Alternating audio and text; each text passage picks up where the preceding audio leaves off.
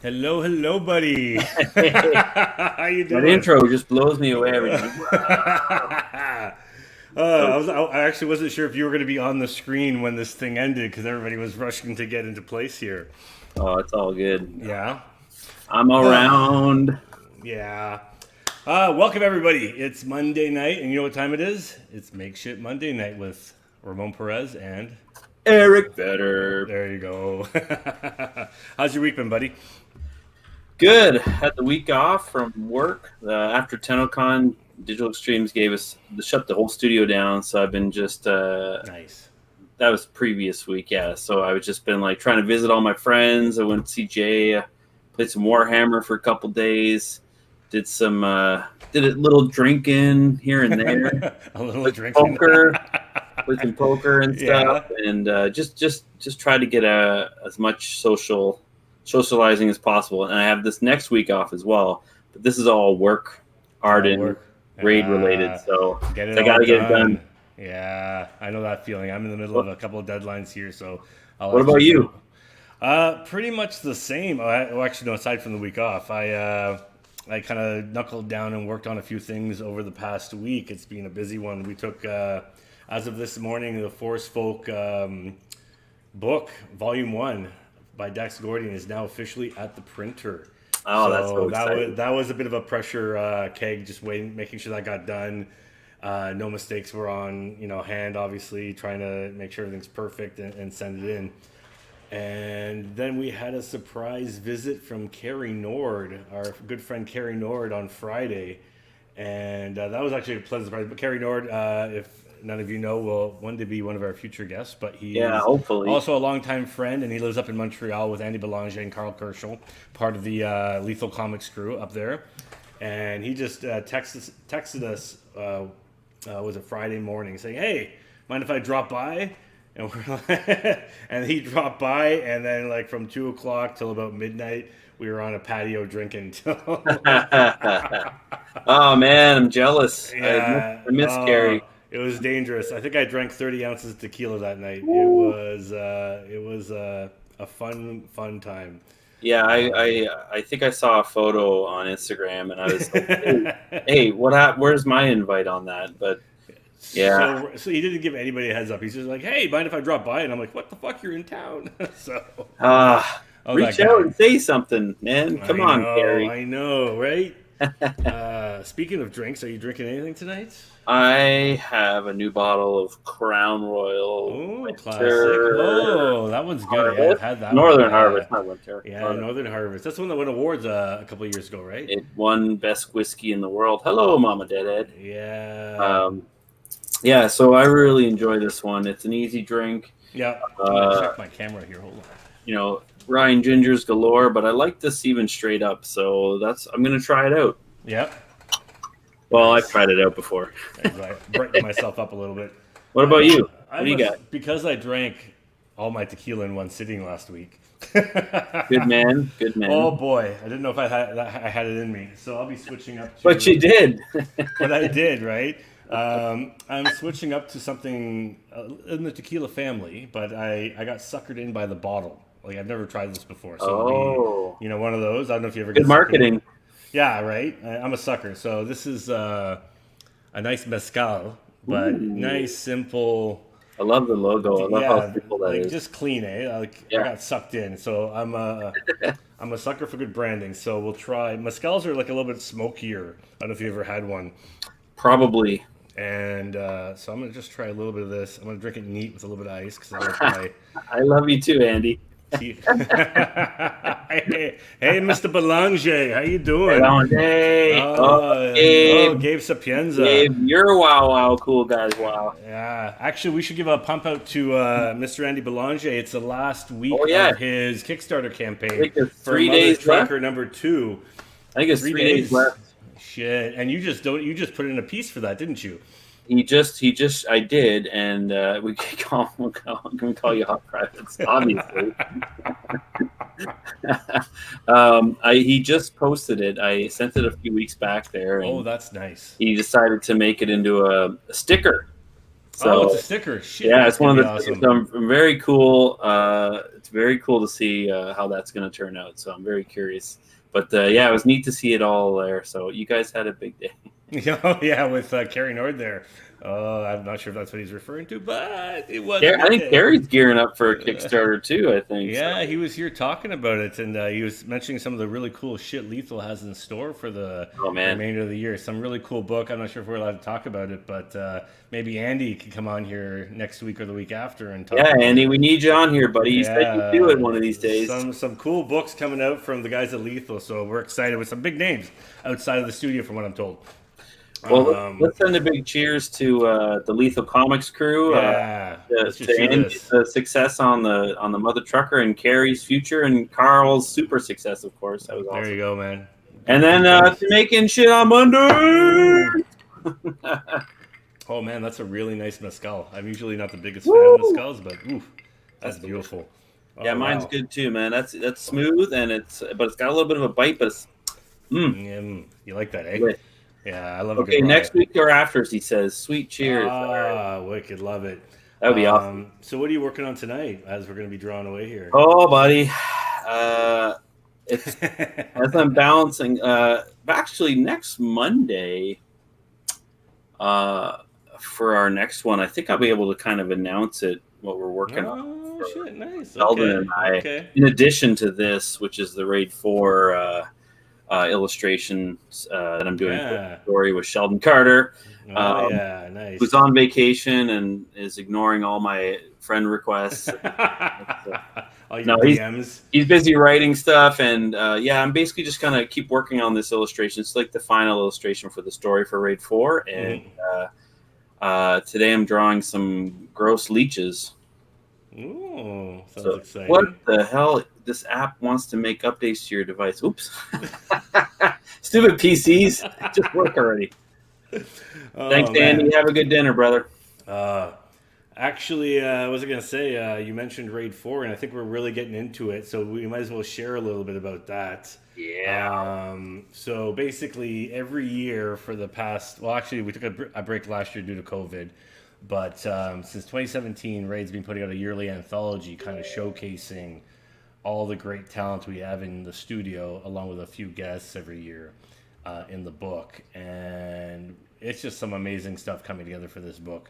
We got over, I think, a dozen creators in this volume, Yeah. at about, I think, a dozen or more stories as well. And it's some really cool stuff. I'm excited. We're going to be kicking off a Kickstarter for it. Woo, our first one with the Soul Studio. Yeah, exactly. So this will be our second Kickstarter, but the first one for our Raid Anthology. Yeah. We've done the first three self-funded, but we're looking to transfer that to the Kickstarter platform. To just, I think it's like a way to, it's a great way to reach out to fans, get them something really cool with some really cool swag on top of that, but also there's a lot of great people who shop and explore and discover new things on Kickstarter as well. So hopefully we can reach a whole new readership that might not be aware of what we're doing as well. I'm pretty excited for us to, I'm pretty excited for us to go through that together. Like, I know the Forest Folk one was awesome. It was great to get together with the group, with the studio, and we pushed that out the door successfully, which is awesome.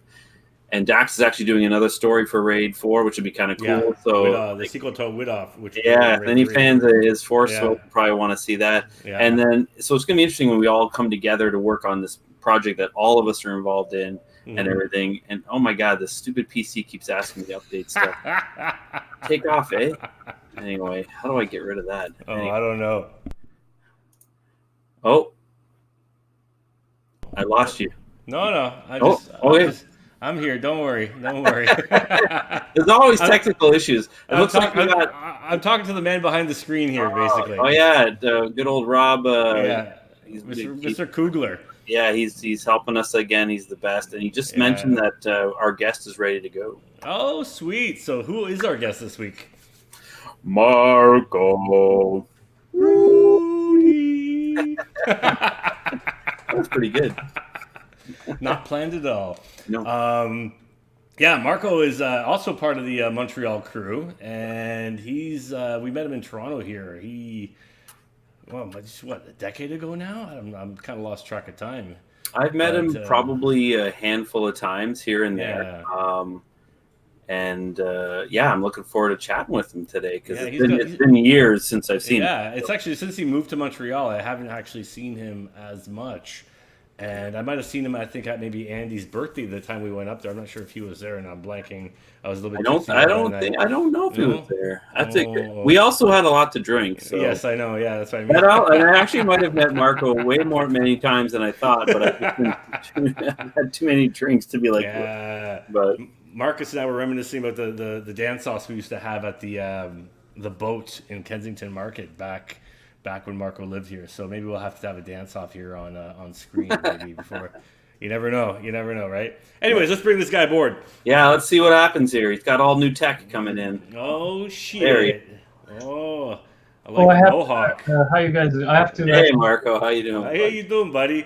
I'm good. I'm trying to connect the phone so you can see the artwork as well. Oh shit! So things going on at the same time. Well, I love the hair. That's wicked, man. Yeah, it's like looking in a mirror. Exactly. Just actually to respond to what you were saying just at the start. Yes, it's been 10 years. In fact, 10 exactly. Like 10 years ago, I was in the plane to go to Toronto today. Oh, really? Yeah, I would have arrived tomorrow at 7 p.m. Wow, that's crazy. And where were you coming from again? Was it South America? I was in Brazil before, but I was coming from Mozambique this time. Oh, that's right. Yeah, I remember you jumped around a bit. That's crazy, man. And now you're settled into Montreal. How do you like it there? I actually moved from the big city. I am in the middle of the forest right now. Oh, but interesting. It's a completely different speed, a completely different vibe. It's fine, I guess. Nice. Is it like outside of Montreal itself, or? Yeah. It's it's like 2 hours away from Montreal. Oh, shit, Why the move? Better quality of air. Not necessarily. Like my lady wanted to move. She's been trying to do that for a spell, and for me, I just need to set up my office and it's fine. Mm-hmm. So the idea of initially the idea of being away from the big city, I wasn't very keen on it because I do like the speed of the city. Mm-hmm. But the fact that I can step outside and at whatever time at night, I don't hear any cars passing by. Oh yeah. I can just enjoy like the starry sky or whatever. Oh, wow. It's pretty priceless. No, it's beautiful. I'm always torn because I grew up a little bit in the country. Yeah. But I love the city. So I'm always like, whenever I go out, whenever we have the raid retreat, we go out to the lake and the trees and the sky, and I'm just like, I could just chill out here and then, we need like multiple properties everywhere so we can jump in. That's pretty much. Hold on. I need to dance off time. So I thought that was dance off time. Essentially, that's how I feel. I mean, I am essentially constantly in that retreat. Mm-hmm. I think there's obviously amenities that you find in the big city that you don't find around here. Oh, for sure. So that is the sucky part. But that aside, I mean, you managed to cool. I like it. I like the quiet. I like it's a bit of a contradiction. One of the things that I really enjoyed about living in a city, like when I was in Montreal, for instance, when I was in Toronto, I used to come hang out with you guys. Yeah. When I was in Montreal, I used to go hang out with Carrie and Andy and the other groups of people friends that I made there. For sure. But at the same time, I really like to be alone and away from people.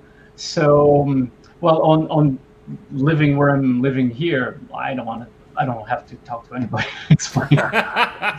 But on the other hand, I miss hanging out, like just randomly being, because I was living in Toronto. I was living at 88 Erskine, at Yonge and Eglinton. Oh yeah, so it was something like I could just go downtown and hang out, and it was great.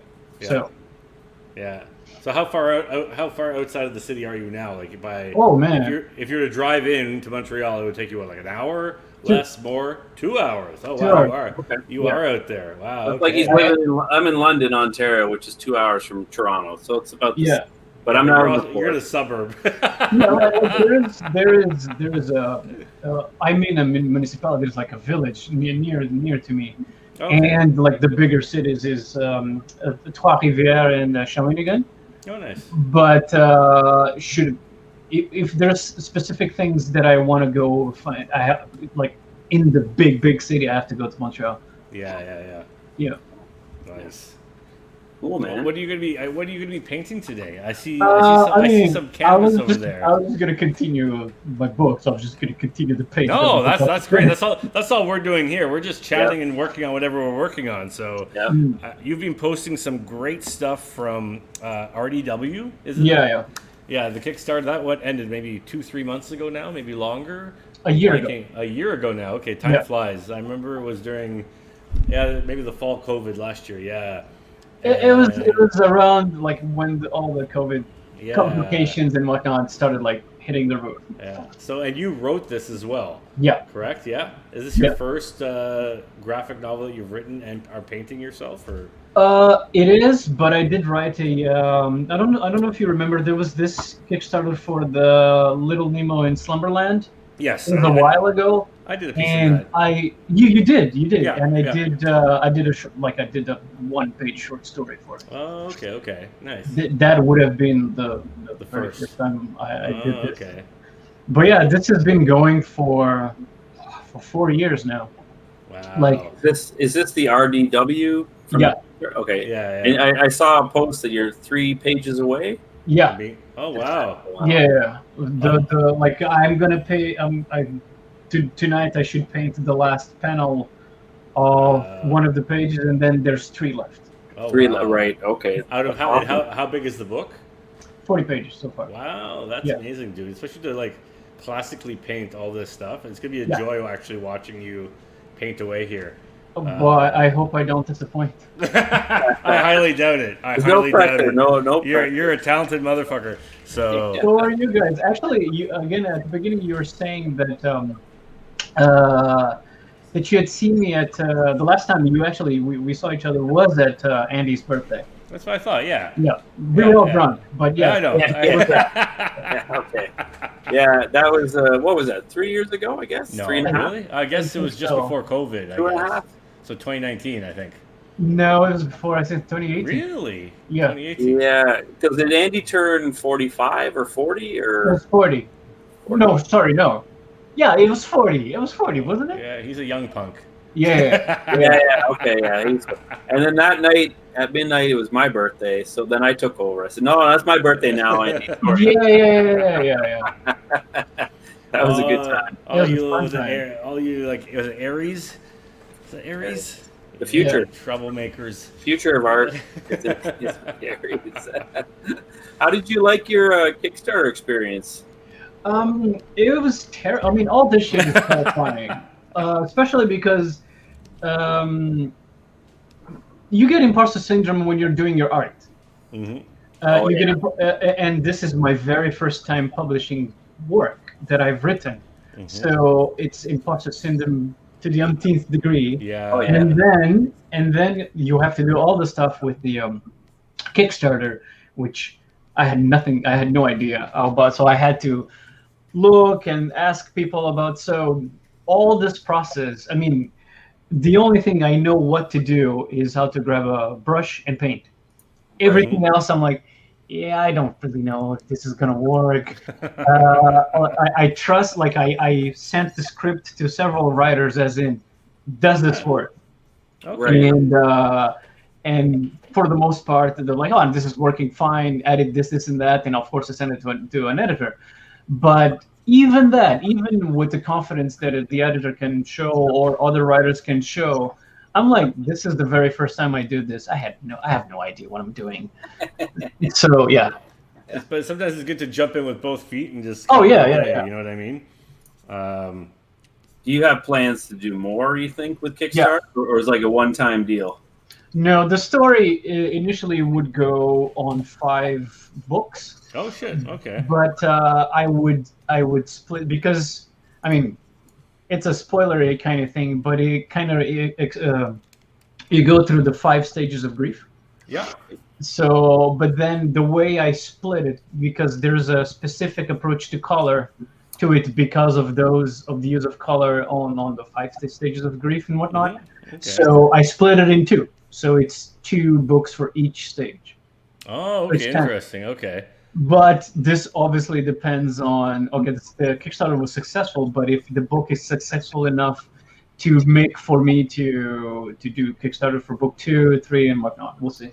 I think the beauty with Kickstarter, and what I've noticed from a lot of campaigns that do it, and I could be completely wrong on this, but I'm just speaking as a person who's backed various campaigns, that like some of the initial campaigns will be like one piece. What on earth is that? That's not my art. I'm switching between programs, and Rob switched over. Sorry, buddy.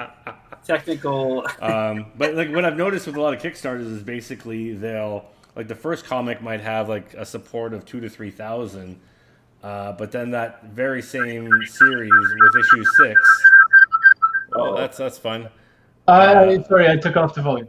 Yeah, that same series will have like quadruple the amount of backers and backing by the time it reaches issue 6, because more people have discovered it. So that's the hope with any, I think, long form. Well, yeah, that's the hope. Yeah. So what because your RDW has to do with like addiction, and what was the impetus for that? Is this a very personal story, or is it something that's more you've taken from someone in your life, or like what made you want to explore this avenue? To be honest, the truth of this is less exciting than what it would appear on the onset, because the idea was I wanted to really draw the Witcher stories for Dark Horse. Okay. Like I lobbied for it quite a bit. Talk to editors, talk to everybody I could. I'm like, hey man, I just want to draw The Witcher because it's my favorite set of novels. Okay. I like the games. Can I do it? Yeah. Every time I pitched myself, nah, I didn't get an answer. So at the same time, I pitched a mini-series for the Master of Kung Fu to Marvel. Okay. And at the time, Axel Alonso was the head honcho there, and he was really keen on it. But the publishing side of Marvel was really putting it on hold at the time. So they didn't want to do it at the time. They were interested, but they didn't want to do it. Yeah. So as that is going, Frank Barbieri, which I had partnered to do Doctor Strange book, he's like, dude, do you have something you want to pitch to Image? Because I think we could do something together. And I had an idea about dreaming, but like a fantasy, like the dreams of a robot, and the robot travels in fantasy, whatever. In any case, like I started investigating that, and I pitched him my idea. And the idea, the purpose for this was to just prepare like a package for Image. That didn't turn out very well. I kept going back to the drawing board, and he kept getting busier and busier. So at some point, I kept focusing more and more on the fantasy side of this story, and he had less and less time to do it. So he's like, dude, why don't you write it? And let me see if I can put the camera. Oh, geez. That was beautiful. That's gorgeous, eh? Wow. Because I don't know if it's like the highest quality I can put this thing. No, but it's awesome. Are you using acrylic? Yeah, all acrylics. Nice. That's beautiful. Thanks. Like at a certain time, I'll just move the phone a bit closer to show, because the way it is not looking very good. Yeah, but people can see it. They can see, and then if you want, we can zoom in later near the end and take a look at some of your brush strokes. Thanks. Oh, and well, to cut long story short, I started writing it more and more, and since I couldn't since I couldn't draw the Witcher stories, my idea was, all right, I'd like to tell a story in the Witcher world.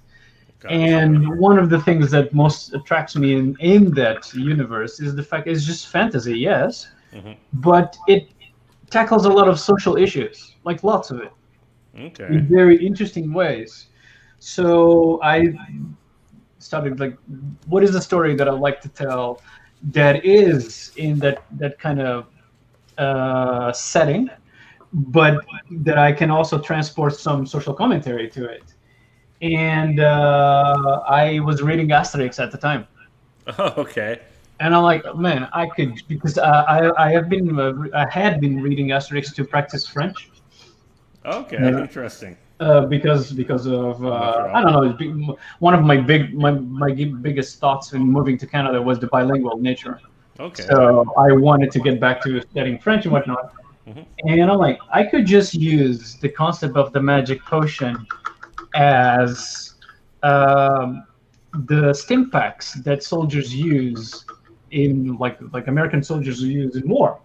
Yeah. I'm like, and that got me into a rabbit hole of the way the expendability of a soldier in war, and the use of amphetamines and whatnot to boost their effectiveness.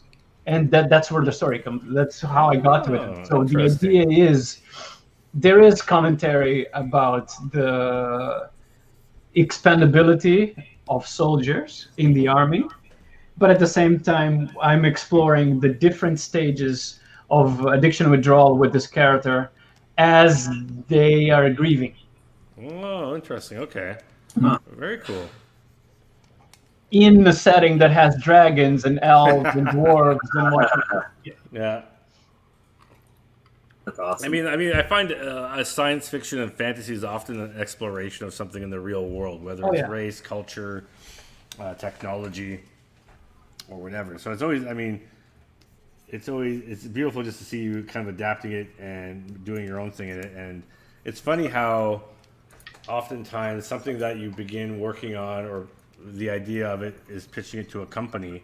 Yeah. It often turns into something far more personal and interesting once you get down that rabbit hole of exploration, you know, or even them just going, oh, we don't want it, or we don't need it, or whatever it is, and next thing you know, you're like creating your own great story with your own characters, which I think is just so much nicer.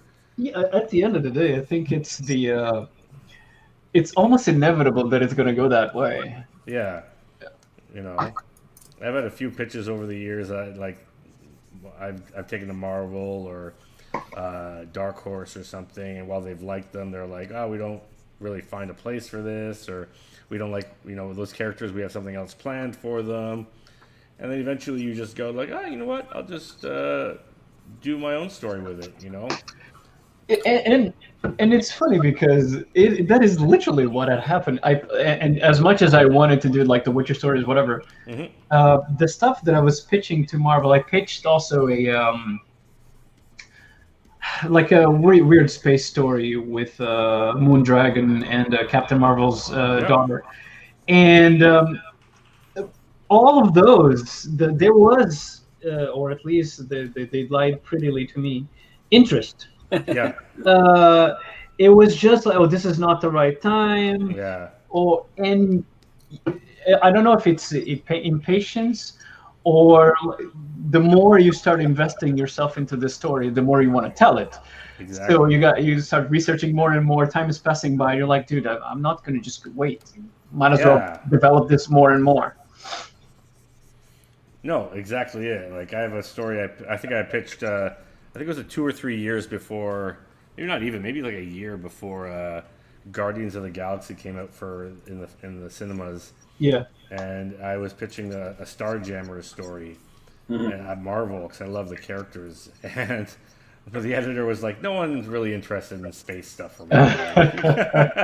And I'm like, "Star Wars." I'm like, and then like when Guardians came out, I was like, aha, But at the end of the day, you just, sometimes it's a good thing because you get to do something more unique that's your own.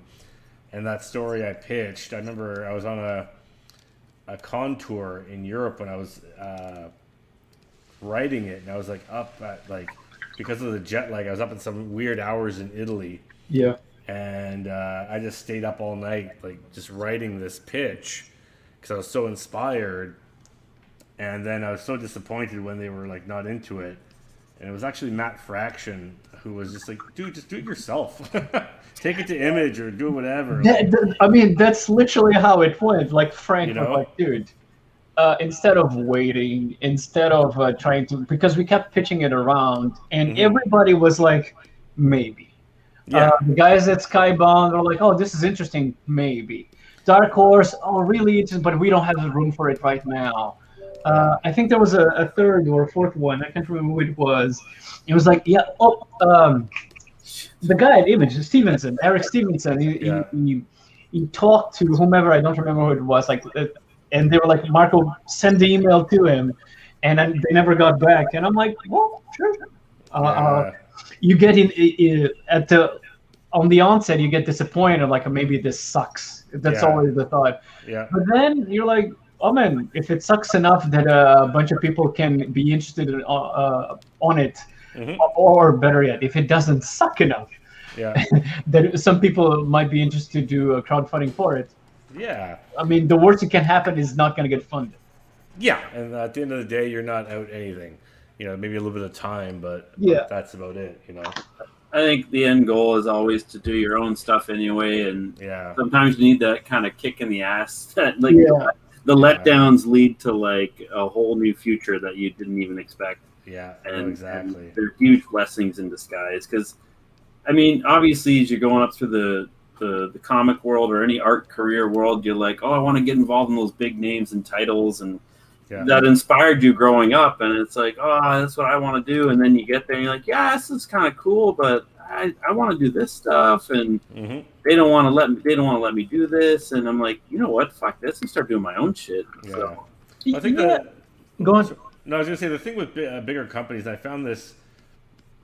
It's either because you're dealing with two different things. I think you're dealing with probably more than two things, but personal taste of the editor. If they're like, you could have the greatest thing on earth, but if they don't like it, it's not going to get past the gates, basically, from the company, you know? Yeah. And the other thing is, oftentimes, especially with larger book publishers, I find this happens, is they're often trying to figure out where they can market it to. Like, what's the audience?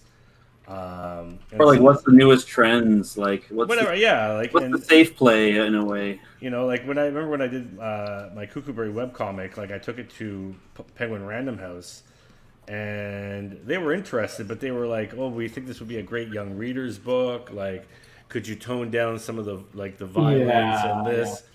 And I was like, you know, because they want to aim it to a certain demographic.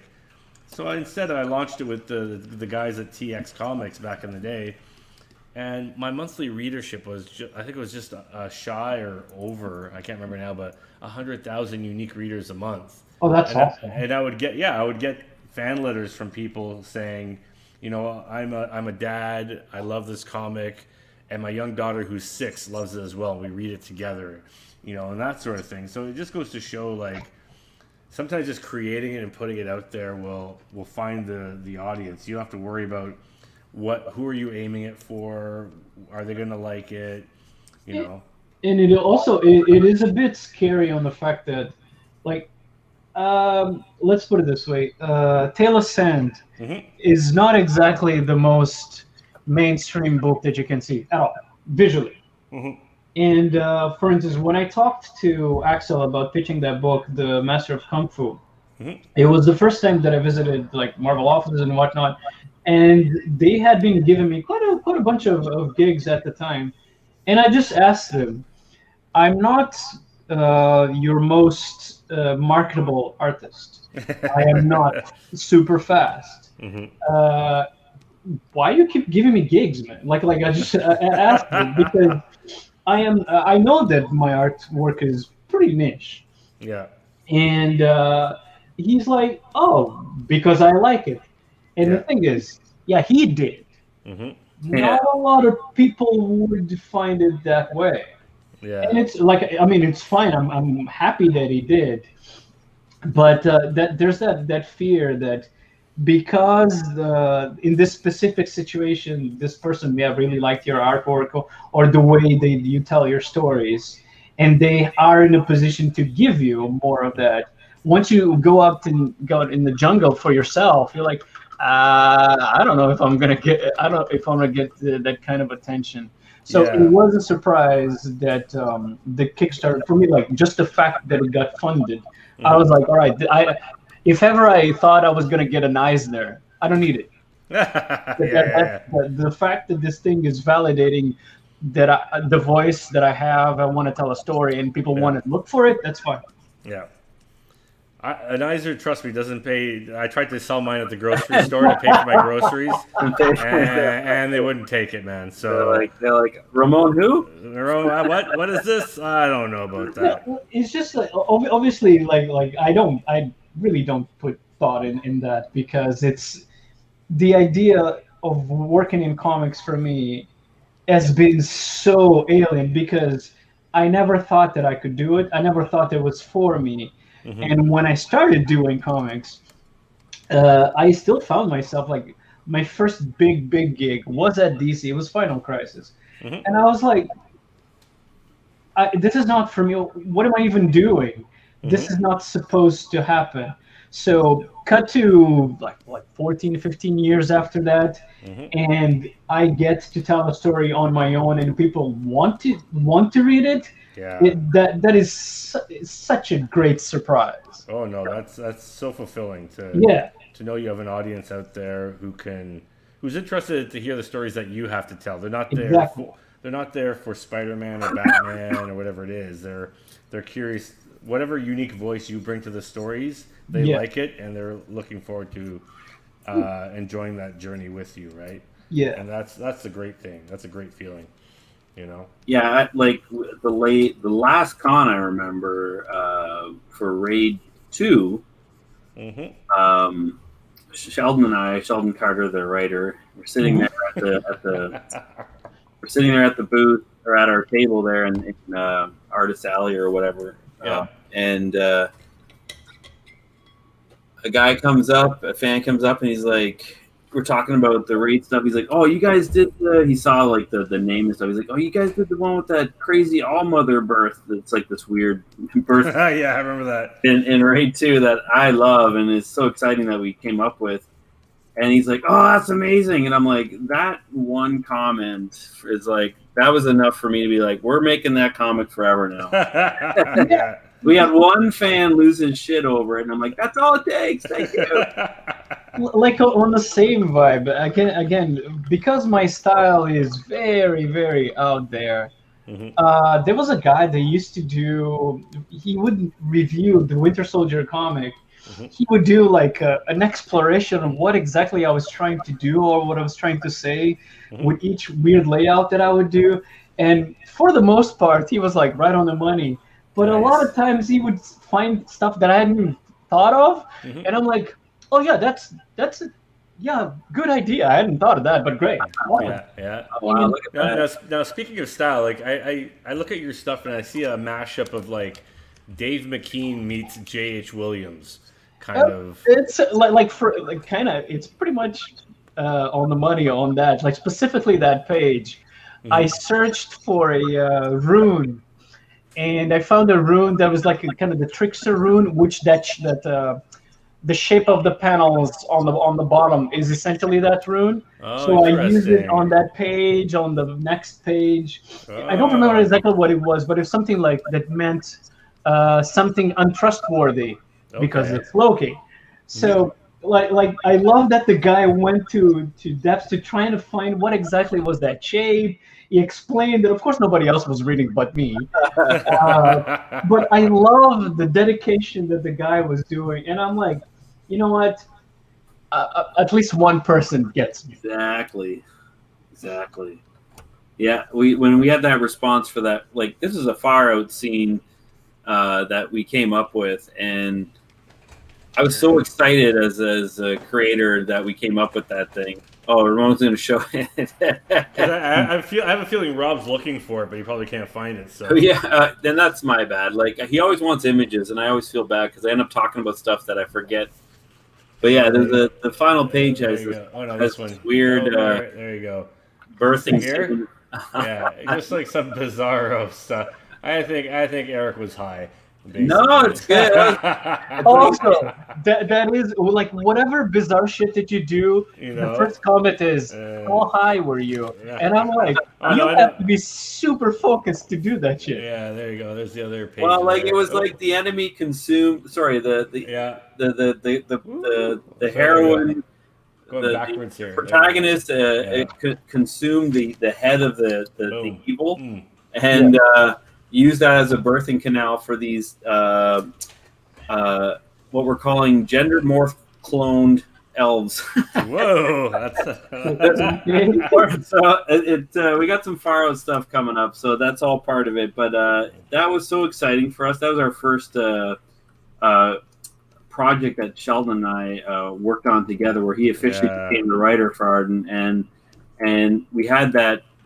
We spent a lot of time on his balcony smoking a cigar and drinking whiskey and having the wildest ideas. Yeah, and always coming away with like super excited and super like, this is the shit we want to say and tell. And when that fan came up, was like, oh, I love that. That's so fucking crazy. I was like, yes. That's reminds me, like, in a similar fashion, before all of this, Creator On started with me, one of the bigger voices for it was Andy. Like, he kept, like, every time we'd go out, me, him, and Carrie, he kept telling, like, why are you guys not telling your stories? What is this thing? What is the story you want to tell? Why not? Mm-hmm. And he was always like a pretty big driving force behind it.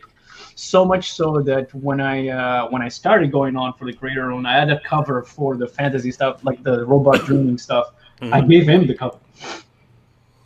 That nice. It never went anywhere. Like I never did anything with that, but from that I got to where I'm at right now. Yeah. No, it's funny because when I first met Andy back in the day, must have been around 2005, maybe around there somewhere. It's funny because both of us were in the indie scene. Like I had done a couple of small jobs here and there for Marvel. For the most part, like he was putting out his own book. I remember one convention he had like an old Ford Fairlane or something in there with like roller girls and stuff. Like very bombastic Andy, just kind of showcasing the stuff. But it was all. It's funny how like our lives just take these little turns, like so we both came from that indie side, but then we got sucked into the mainstream with Marvel or DC work or whatever it might be. Yeah. And sometimes you get there and you're like, you know what? It's not all it's cracked up to be. No. Oh man, so true. You know what I mean? Like, and it's funny because for me it was never a goal. Like it was never like I was never a kid going, I want to work for Marvel. Yeah. But it was just one of those things that made sense, I guess, because you're like an artist, you like drawing comic books. And back, 15 years ago, indie books, you weren't making as much as you are, or potentially earning as much as you are now, right? Yeah. And Kickstarter has been huge for them. Yeah, and Kickstarter obviously been a huge thing to help people reach their audience directly. Yeah. You know what I mean? So like back in the day, like if your book sold like 5,000 or 4,000 copies, it was considered a bestseller in the indie market. Yeah. But now that's like you're probably looking to get canceled at that point. Yep. So it's interesting how just like it's not really a short time, a decade later, how much things can change to allow you to do that thing that you want to do and reach your audience a little bit easier. Yeah, it's interesting because I know that Andy has got this. The last thing he wants that he needs to do is one big book for either Marvel or DC. Yeah. Every time I would meet him, I'd tell him, "But dude, you've done it all." Yeah, he has, right? He's done work for DC. Yeah. He's done work for Image. You know what I mean? He's done the full gamut. Yep. And worked with the top tier talent. Late to the party, Scott Hepburn. We already announced that, buddy. Come on. Get with it, pal. Starts at 8 p.m., Scotty. There's another guy we got to get on here. Yeah, holy shit. That'd be great to have him on here. I don't even know what he's doing anymore. He's working on some cool stuff for Marvel. I'm not sure if it's being announced yet, so I'm not sure if I can kind of divulge. Oh, yeah. Well, then he'll have to come on. He'll have to come on and share. You're dead to me. Scotty, don't. No. Take it back, Scotty. It's a cool word. Anyway. So, Marco, have you been just solely working on this book this entire year and nothing else? Yep. Wow. I did. That's like a dream. I mean, it's been like that for a spell now. Ever since the Kickstarter, I just focused on it because if like Kickstarter done, I need to start painting it on. And so yeah, but before that, I essentially did gigs that would allow me to do that. I did a pretty big gig for Riot Games, that kind of like funded, honestly, like a full year of work. Oh yeah, I know. I did a comic for Riot Games, and it was probably made as much as 4 or 5 Marvel comics. Oh yeah, no doubt about that. No doubt. You guys got to go into games. That's why I work in games. Yes, like it genuinely. And they don't even care how much money they're. Well, does Warhammer need some comic books? I'll happily draw them. They do a lot of comics, man. You should, but Warhammer. I don't know if the money's there like video games. Like video games. I mean, Warhammer is a miniature game. What are you talking? Oh, sorry. I was talking about Warframe. Sorry, Warframe. Oh, Warframe. Yeah. Oh, it's Warframe and what's that? What's that? The one that shit. The it's not PUBG. What is the other game that is not PUBG? Fortnite. Yes, it. No, Warframe. I just did a comic for the Ureli quest, the new Warframe we released. So that was a fun experience with Marco Hassman. He did all the background. But basically, what you have to do is hire me out to do one, and then hey man, I definitely brought it up. So I think we want to keep it in house for now, but who knows down the road, man. And you got to be really good, Ramon. So yeah. So hey, I'll trade you an Eisner because the grocery store didn't want to take it. Yeah. Well, Sam said he'd take it for a pizza. So. I know. I saw that. Very tempted, actually. Oh man. No, Marco, you're totally living the dream. I love that you're like, fuck it, I'm painting it in acrylic. Like, holy shit, dude. It's inspiring. It's one of those things. Like, I have fun doing it, and I am learning more and more as I do it. Yeah. So I'm like, okay, good. Also, and physical artwork, you can sell it. Oh, for sure. There's always the back end of that. Sure, the thing is, that's my struggle with, like, do I stick with digital or try and ink it on paper? Yeah, initially my first thought was, so physical art, I can sell it. But as I go about doing, and it's like it's your first book, I'm like, I don't even know. I want to keep it all. I want to keep every single page. So I don't know, but it's something that is for a while now. Yeah. Especially as more and more digital comics come about, and I have tried to do digital. It's just not something I'm pretty good at, and I know I can do this. Yeah. Right. So I might as well just do it as the way that I know. I mean, at the end of the day, like I love the idea of a physical original because I love working on texture and paper. But at the same time, the end product is the story, and whatever I need to do to get that story done, should be the ends that justify the means, so to speak. Yeah, like one of the things that I actually am going to put this in a book, and it's going to sound super presumptuous, is the fact that I like the idea of the way that I tell a story. I mean, you can see on this page that I'm doing, the panel bordering is all weird. And I like the idea that my pages are kind of talking to the reader.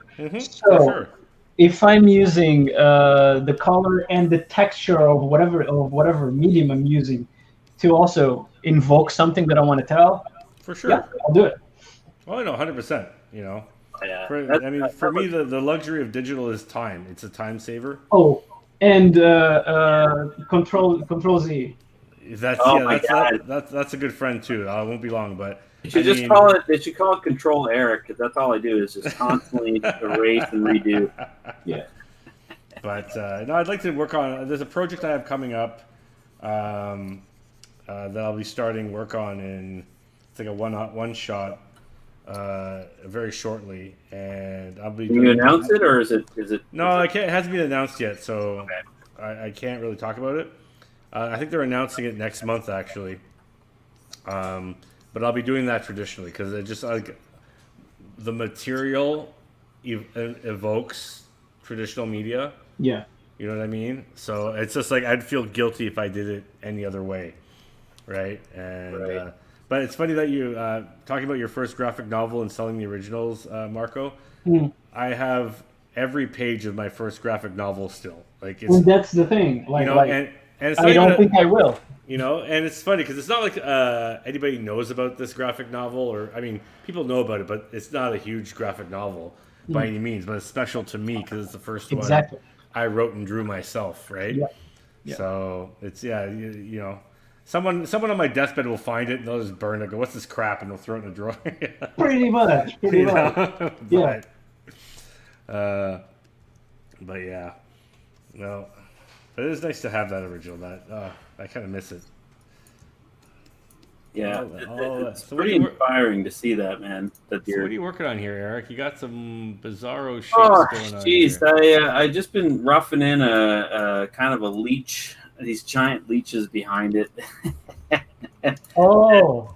I'm trying to figure out how that's gonna work with these characters I've got standing in front of them. I don't know. I got ideas, Ramon. I'm not saying they're good ideas. Are the characters supposed to be reacting to them? You'll see. I'll see. Okay. I don't want to say too much because it's actually in the Raid 4. So, you know, it's. I gotta start sharing some of this art. Get people intrigued, interested. What is the ETA on the Raid 4? Right now, we're going to be going. Our plan is to launch Kickstarter at the end of the summer. And, oh yeah, look at that! That's awesome. Yeah, that's a teaser image I made for my story. Nice. This is by no means the cover, but it could be. No, I did the cover for issue number 2. Fair enough. And I feel like everybody should do every year the cover should be by somebody different. Yeah. Like Volume 1, Tonchi Zonjic did it, and the last one, Joe Vereen. Pulled it off. Snack. So I'd love to see somebody else. Maybe Scott Hepburn, if he's listening to this still. No, might be interesting. Might be interested in doing it. You know, but yeah, we decided to postpone it from last year because, unfortunately, obviously, you know, we had a global pandemic, no shows, nothing. Yeah. So we were like, you know what? People have other shit on their brains. They don't need to worry about creating something for this. But I think it. Well, also, I think it also screwed up all of us. Like you know, like there's so much going on in your mind and people that you care about, and you hear all these stories that you're not thinking about. Like, I'm going to make a book that's going to sell a lot of copies, or you know, like you're just trying to figure out, like, am I going to be alive with this book? I got genuinely depressed over stuff. Yeah, I think a lot of artists I talked to were put down their pencils. Like I know I put down mine for a short bit as well. Yeah. Hepburn cover, you say? Yeah, Scott, you interested? Yeah. It's got to be on time though, Scott. It's got my vote. Does have to be on time. That's true. It does. It does. I love you, Scott. It's just been so long. I got to rib him a little bit. But the one thing I love about the anthologies is just, I mean, Eric is a guy who's, he's one of the few consistent creators in all our anthologies that's done the same world building. Oh, yeah. Every volume. Marcus is the other one. And actually, Anthony did it too with his Quid Pro Quo series with Gibson Quarter. So I guess there's a few of you. But the rest of us kind of used it as an opportunity just to tell short stories. And just different things that, you know, you had an idea kicking around in your head for 15 years. You're like, you know what, this might be a good spot to to share it and see what I can do with it. An exploration of the medium, different way to tell a story, whatever it might be, you know. So it's always a fun way to. I love anthologies for that reason. It's just such a fun way to try something different that you don't normally get to do on a monthly series, or you know, because usually when you're hired for something, a lot of your the company expects a certain look or a thing from you. Yeah. You know what I mean? So it's hard to kind of explore and go crazy. So Yeah. I love that we do that just to keep ourselves, Same. you know, keeps us interested in trying new different things, you know. Yeah. Thanks, Sam. So is most of the book you're working on, Marco, is it mostly monochromatic? No. Just this page, I guess, then. Yeah, because I mean, I can tell you about this.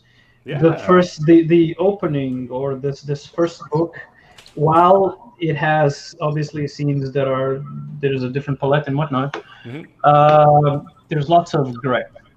Yeah. So actually, here's a quick question, just to interrupt you. Are you working chronologically, or are these? Oh, you are, okay. Well, that's actually. Let me see if I enter spoiler territory here. Chronologically, yes, but an exploration of flashbacks going backwards. Oh, okay. We're doing a little bit of Memento or Exactly. something. Yeah. So from the end to the beginning. Yeah. Oh, I love And detail you have in there, man. that is something that I don't say. Yeah. So whomever reads the book will find out. Hey, well, that's the fun part, right? You're creating the narrative. Yeah. And, you know, it's up to the reader to discover how it works for them, right? That's kind of, when I worked on Tale of Sand, that was kind of what I did. It's like, it's funny because every reader that came to me afterwards and told me their experience was different every time. Yeah. Which I loved in creating that story. So, Marco, is there going to be color on this page, or is it just black and white? No, it's just this. My phone camera is really not the best. It's okay. But this is with the lights also is not helping. But this is all a variety of colors here. It's a sunrise kind of thing. So there's a whole kaleidoscope of color. It's just with the lighting is not showing. Oh, it's like washed out a little bit, maybe. Yeah. He's actually just fucking with us because he's like, no, it's full color. What are you guys talking about? I don't know. This is just not showing very well. I can show you, I'll show you a page that has plenty of color. Oh yeah, please share, man. Yeah. I love that. I love seeing this stuff coming together.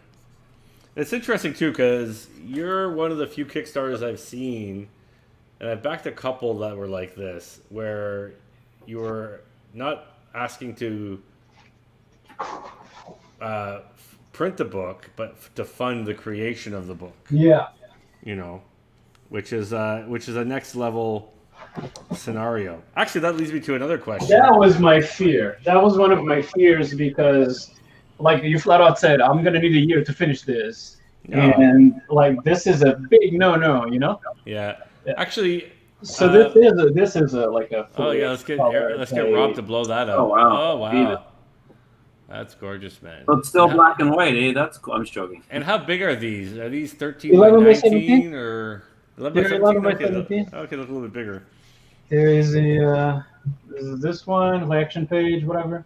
Oh wow! I love your layouts, man. These are great. Fantastic. Yeah, this is gorgeous, man. Amazing. So. Was it like a week per page? Like a week per page. Yeah.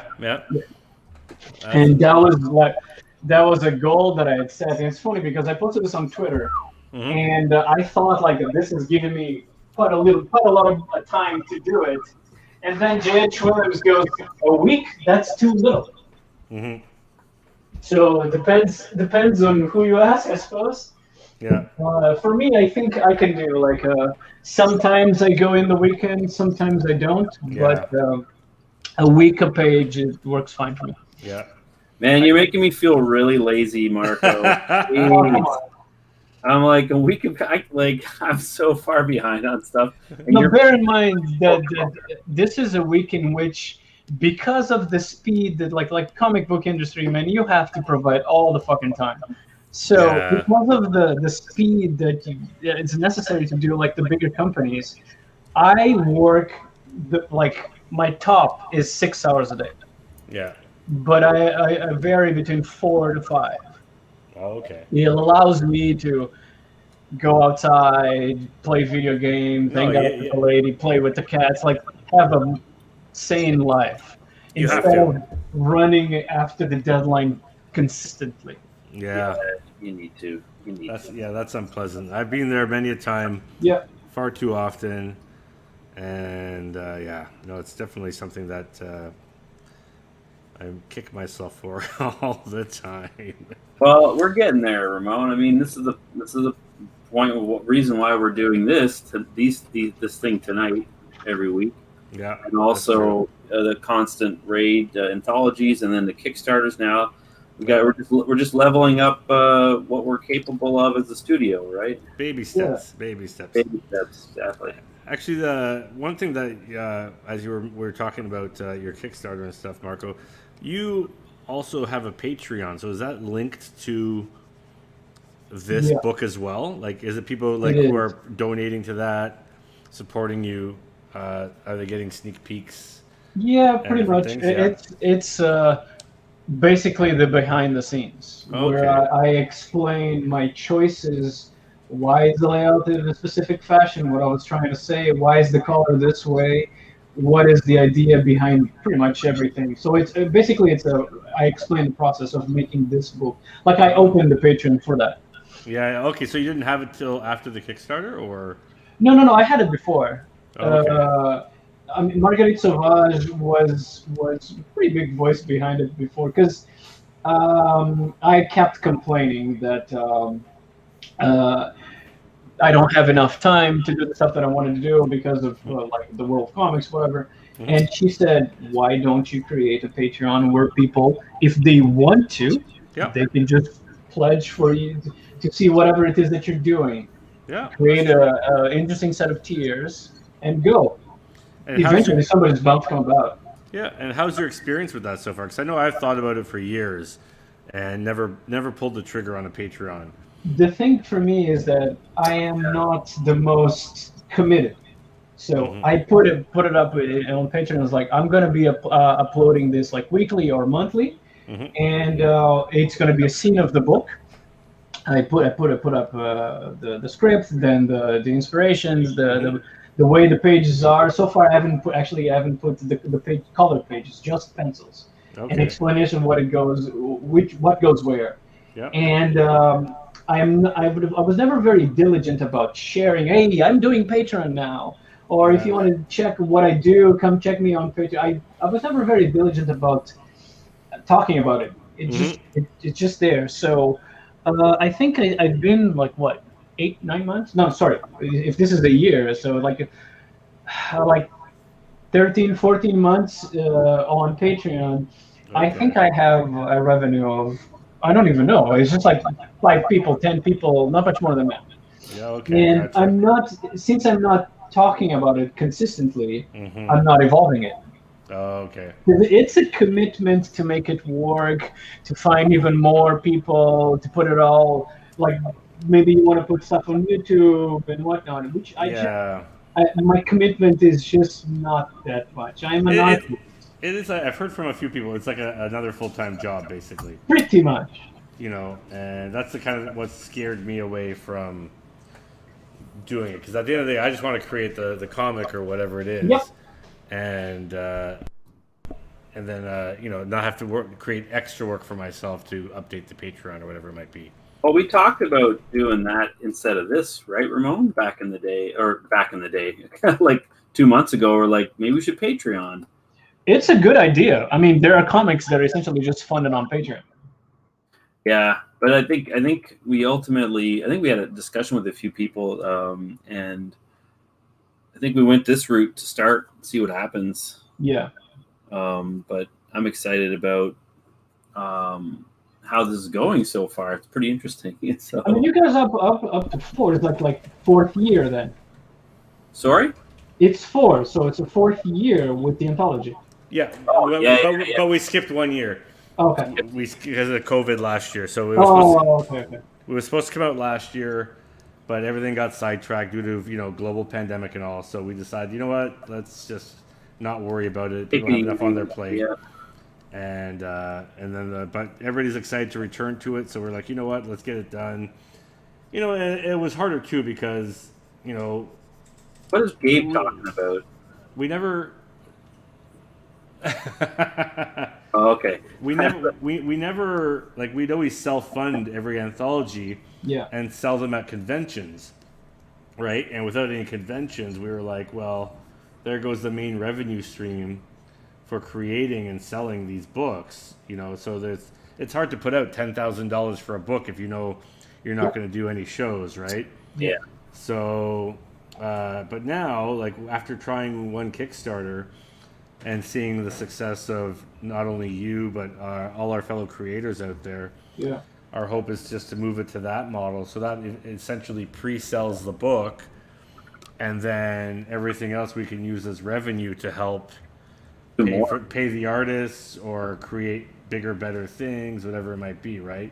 Yeah. So it's a very interesting model, which I love to no end. And Yeah, I'm excited to get into it as a studio, like I said at the start of this, because also, like, I've kind of asked to partake in Carl's and then Andy's and now Carrie's, because to motivate myself to keep making new artwork and working on other people's characters are always a lot of fun, but it's also to kind of get practice for when we do our Kickstarters, to be like, okay, because all the tier artwork, right? All the and that's I love that stuff. I think that shit's really cool. So no, exactly. So yeah, it's gonna be interesting. It's a very exciting time. Are you guys familiar with Bandcamp for music? Oh yeah, we use Basecamp for our studio. Is that what you mean? One of the things that I've always known, one of the things that I've been curious about, had I the money, was to create a platform like Bandcamp for comics. Oh, interesting. Okay. Where it's the pay whatever you want. Well, if you want to pay the fee, there's the fee. If you want to pay less, there's pay less. If you want to pay more, pay more. You can get most of the comic or most of the music for free up until a certain point. And it would be interesting to see how would that motivate new readers.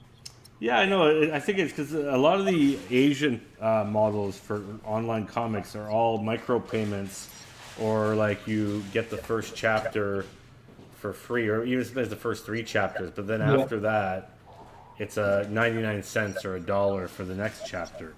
But you get enough readers, and suddenly that dollar turns into, $50,000. You know what I mean? So, it's definitely stuff that I've thought about over the years. I know, like, we've talked about it numerous times at the studio in the past with different members, and it's funny to see how some of the things we've talked about have become a reality. Because you think about it, so in my brain, if you're thinking about it, other people are probably thinking about it as well, and they're doing it. and if they have the capital, they're doing it, which I don't have, right? Yeah, that's pretty much cool.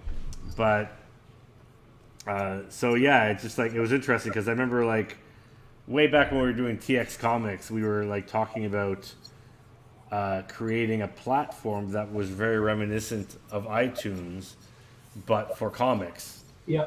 And we were and then, like, literally 8 months later or a year later, it's like, hey, welcome to Comixology. It's like, you know what I mean? And now you have, like, webtoons and all this stuff. So it's like, it's out there, it's happening. And unfortunately, all these companies who are creating these things have, like, either connections to, like, solid programmers or whatever it might be, or definitely capital, which obviously is a main proponent of just getting a lot of this shit to happen, right? So unfortunate but true. Yeah. Hey, Marco, so you a Montreal Habs fan or a Leaf fan? Come on. It's funny because I'm a huge football, like a soccer fan, like huge. And everybody that I've been with, be it in Toronto or Montreal, everybody talks about either the Habs or or the Blue Jays or whatever, and I'm like, dude, I just check football. I don't check. So as a joke now, because my lady is really into the Habs. Uh, for me, I'm like, oh yeah, the thing with the stick, yeah, that's fine, cool. Especially because it's the joke. Oh, the 22 guys are running after a ball in soccer. So I was happy that after a while the Habs arrived at the final, and it was very nice, it was very cute.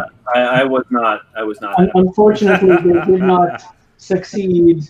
And to be honest, my life continued as if nothing. I can relate to that, Marco. I can totally relate to that. That's fair. Did you watch the Euro Cup at all? I did, Yeah. and I was really excited that England should not have arrived at the final, but they did. They lost, which made me laugh. I think everybody was saying that the two teams that were in the finals were actually not the ones that people were thought would make it. Well, I think Italy deserved to be there. Yeah, I think Italy was the best team. I watched the whole. I love soccer too. I'm just not in touch with it as much as I wish I was. But Yeah, I watched the whole Euros, and I'm a Dutch fan. So I'm my parents, my whole family's Dutch. I live there. And they just shit the bed. I'm like, Yeah. that Czech Republic game. I'm like, can you guys play soccer? Come on. oh man, A red card, like the red card. I'm like, really? Like, come on, Holland, get it together. And the thing is, the guy, shit, what's his name? The leaked when he gets sent, he was being one of the better players in the match, and you're like, oh come on, It man. was so disappointing. Yeah. Hey, Gabe, nobody cares about Italy winning now that you're a fan of Italy. I like how he's a fan when they won, not when When they won. It's funny that I think because of what had happened to the Danish player Oh yeah. right at the beginning, everybody was kind of rooting for Denmark, and then England gets a penalty that should not have been awarded, and they win and go through. So they instantly became the villains. England becomes the villains, and then Italy goes and wins. So they're like, at least that. Because of the narrative, I would have wanted Denmark to win. Yeah, I'm conflicted because I have a Danish friend who I'm close with, and I have a lot of Italian friends. So it's like, and part of me, I have a good friend is a big English, and he's from England, and I'm kind of cheering for whoever wins. Yeah. It was nice to see Italy win. They also deserved it. Oh, absolutely. And I'm happy for all the Italian friends I have because who actually watched it, not Gabe. But anyway, I'm still happy to be Gabe's friend. That's always good. Oh no, I was at the Little Italy street when things went down and went crazy. Yeah. I thought it was hilarious because obviously I'm Mozambican, and Portugal is a very strong influence in my country still. Mm-hmm. So you would think that I'd be cheering for Portugal, but I love they got kicked out. I loved it. I also have Portuguese friends. Because the thing is, but they won Euro Cup last time, so whatever. They did. I like having new people win it. So one thing, and this is from my heritage and the fact that I also lived in Brazil. One thing that I absolutely hated about both those situations is the sports media in both countries. They are so conceited. It's like, Portugal has Cristiano Ronaldo, is the best player in the world, whatever. And Brazil was the best team of the planet for forever. So everything that you listen to in sports media in regards to that, it's just people jacking off to that. I'm like, please. So, I was happy to see Messi get the Copa Cup. Yeah, me too. Yeah, I unfortunately I missed that last game, and I actually planned to watch it, but I was so happy. I fucking love Messi, man. Yeah, finally. Yeah. But, let's talk about Holland. Let's get back in there. Sure. Hey, Joe Vereen, how about you come on the show already, you big jerk? Sports ball. That's the big jerk that has to get on here. Didn't he say August? He said July. July? Yeah, Well, yeah. You so- can't spell July without lie. Ayo. Anyway, but yeah, sports ball is awesome.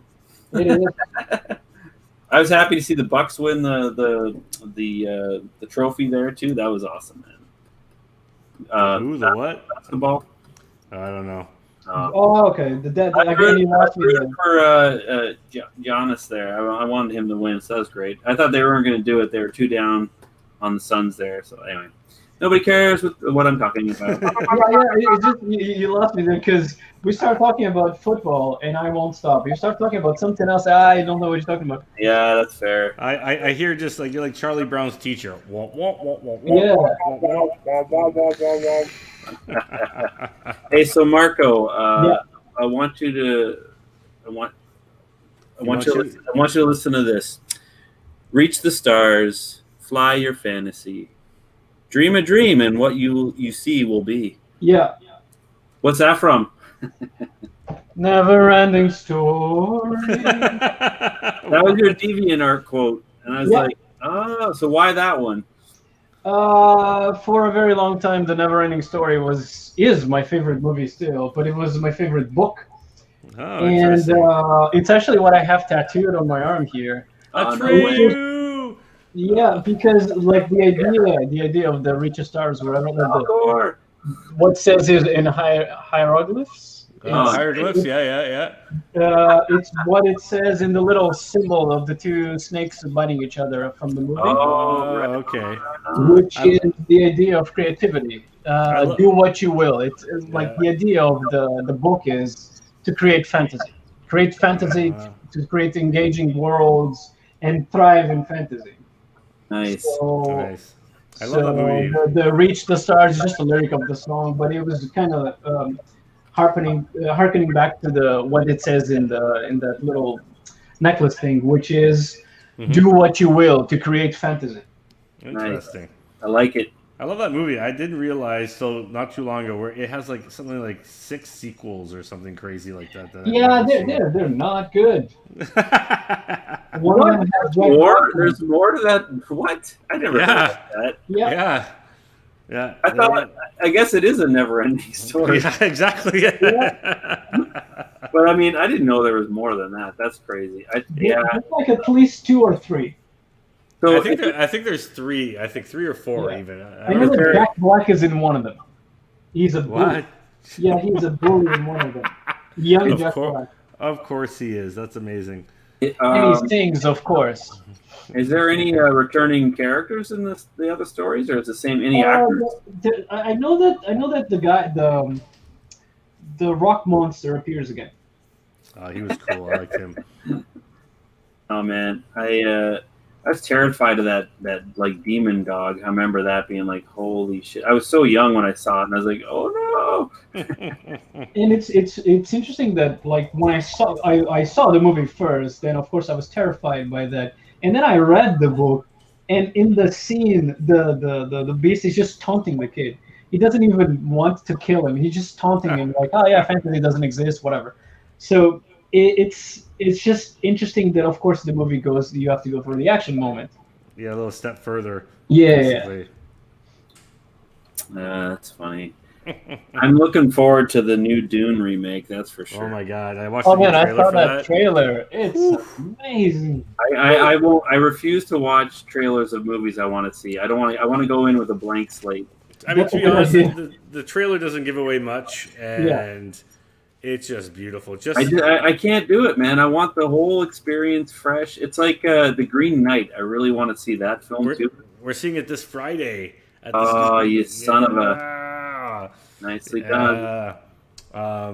Yeah, and also at the same time Dune's coming out, we have the Foundation series coming out from Apple Oh, as well. I So it's gonna, love that. That was one of my favorite sci-fi books growing up, and still is to this day. it's gonna be a sci-fi fall. It's gonna be Yeah. awesome. Like that was my. I never grew up with comics. I mean, I read some funny books, but Yeah. like, sci-fi was my thing growing up. Movies, novels, all that sort of stuff. So I'm so excited to have a kind of a. Did you read like the French stuff, like the albums? Uh, of what? Of Like Metabaron, well, Asterix as well, but like no, the I mean, Meta Baron was fiction awesome. stuff. you know what? To be honest, I've never read Meta Barons. I've always wanted to, and I've never been Yeah. able to find an edition I liked, or a lot of the editions I would come across were in French as well. So But Yeah. what drew me to that was that Travis Charest, I think, was the artist on one of them. Yeah, he, that's how I he did started like it. he did like 16 pages. But they're beautiful. Like all It was not the one that it took him like 6 years or whatever. Yeah, pretty much. Yeah. Yeah. But I mean, each page, Jesus Oh, Christ. it's gorgeous. But yeah, it's not. It doesn't take 6 years to do that. Yeah, no. As you're proving with your 40-page graphic novel, fully painted. I mean, the comparison is non-existent there. I'm just saying. I think he was enjoying the good life on Oh, the hills of France. Yeah. You know, Champagne country, all that. well, stuff. can you blame him? Sounds like the smartest guy here. Right, I know. We're all just a bunch of chumps. Man, I love that guy's work. I have so much. Oh of his yeah, stuff. same. When I saw that stuff in college, I was like, I'm gonna stop drawing forever. I can't. It just spoke to me. It's like when I found out about like Alphonse the Mucha stuff. I was like, Yeah. oh man. I'm like, I thought this was like a new artist in the comic book world, and That's hilarious. it's Art Nouveau from like the Roaring '20s, and I'm like, oh my god, I don't know anything, and this guy's so good. I quit. I like how you quit. You don't find inspiration. You quit. I mean, Well, in a similar vibe, like finding what's this? Bill Sienkiewicz's New Mutants. Like Oh, yeah. I genuinely was scared of it when I read the first time, Mhm. and then afterwards you just feel drawn to it. Like, what is this? It's so different. It was great. Oh yeah, no, his New Mutant stuff was him just developing and creating a brand new language for himself. Because Yeah, before that, he did like Moon Knight, which was very traditional yeah, in how he approached it. I mean, it was still amazing. Like he was, but yeah, it was. I love the New Mutant stuff as well. I actually just watched the New Mutants movie, which was interesting to see. It was enjoyable. okay. It wasn't it didn't blow me away or anything, but it was a good cast. They really captured the characters, I think, on film. Did you guys see the Invincible stuff on Prime? Yep. Yeah. Watch I- that too, yeah. Verdict? I enjoyed it. I mean, I read the comic. It's very true to the comic. They mix up the order a little bit of the story, from what I recall. But it was a lot of fun. Like the characters were well done. The animation's a lot of fun. I saw the first episode and I was like, okay, this is an interesting ending to this episode. Yeah, right, Holy right. shit. Like that's where I was like, I kind of like took notice all of a sudden, going, what the shit am I watching? I'm into this. Well, it's funny because it's been a while since I've read the series, but if I recall, what they ended the first episode with, or the first like arc, I think it was like the first 2 or 3 episodes, didn't actually happen until like 20 issues into the comic or something like that. Oh. I think. Memory could be serving me incorrectly, but it's a good hook, right? Like it's an awesome hook for. Well, it just suddenly amps up to another level where you're like, Yeah, oh shit, exactly, okay, right? Yeah, this is an interesting. You know, How's your drink there, Ramon? it's almost empty. I should probably. Yeah, have I'm one. getting there too. Are you partaking in anything there, Marco? Or you just you got I actually finished it the weekend past, so Everybody's finishing bottles this past weekend. yeah, so meh. It's like I just finished it. I had a What's your drink of choice? wine, essentially. Oh yeah. Yeah. Any particular kind of wine? I tend like if we kind of like the Cabernet Sauvignon. Normally is what I go for. Mm-hmm. But what was we were cracking a joke because we had steak, and it was the wine Georges Duboeuf. So I mean, it was just a steak. Yeah. So it was the joke around the table as we were drinking wine. But that's The French jokes just fly in. I like it. I've actually had that wine. It's a good wine. yeah. I enjoy it. Like I enjoy the fact that if somebody decides to try to make a joke at my expense in French, it doesn't work anymore. Because you know now, you're in the know. Oh yeah, I'm in the know. Like I'm not super proficient, but I can hold a conversation, and I know if somebody's gonna like taking jabs at me. Uh-huh. Yeah, I'm a big fan of the red wines myself too. Yeah. I just had a. I don't know if you ever tried Conundrum, Nope. I think I've come across it. I'm not sure if I've tried it though. and then Apothic Red is an easy, delicious. Yeah. And I found friends of ours, actually Sheldon's and Sam. They introduced me to Bread and Butter, which is an interesting. I never heard of any. Are these like local wines? Are they? I found them in the LCBO, so I mean. No, but are they Ontario wines or No, I think California? they're Californian. Oh, okay.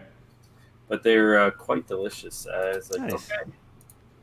Yeah, I'm a big fan of the Vino. Vino. Vino Beano. I love a good wine, but for me it's a dinner thing. I have to have it with food. I can't. I like it with a cigar. Really, I like cognac with a cigar or a pipe. You know. We should do a cigar. We should do one where we're just drinking nice wine and cigar with no artwork. We'll do one of those when we don't have a guest, Ramon. We'll do like a wine tasting and cigar pairing or something. It'll turn into that. You ever seen that little short of Orson Welles, the advertising the wine, where he's like super drunk? That's what it'll turn into. No way, man. It'll be fun. It'll turn into awesome, Ramon. It'll turn into awesomeness. He was having fun. It's true. He was. It very much was.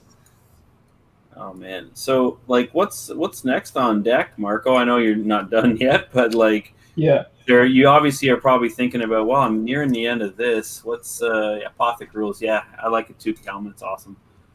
Well, essentially, like go whatever it is that I want to change about book 2, and start painting it. Are you putting these out yourself? Like, is the Kickstarter covering the printing of these as well? Yeah. Okay. Yeah. Nice. I mean, a friend of mine was telling me that once it's successful, if it garners enough attention, companies will start coming about to see if they want to, or I can pitch it to companies to publish it so they can print it out, which is one alternative. The other one, which is the least cost-effective one, but because I'm an idiot and it's the most romantic one, is the fact that I created a company just for that purpose that harkens back to my Mozambican origins. So, like, if in the perfect world, I would use that company to print out the books and whatnot and sell them out. But it hardly ever is that way, so I don't know. No, it's interesting. I mean, yeah, like if you can, it is a lot more work though.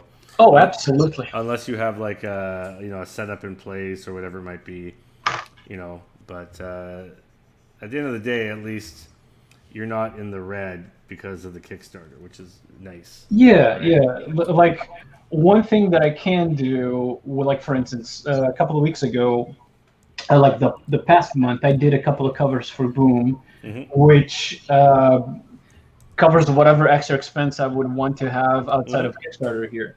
Yep. So great. If I can, like for instance, in the next few months, which I will not be doing Kickstarter for the next book yet, if I can fund it with a few covers here and there, a few commissions here and there, for sure. Fine. Yeah. We'll see what happens though.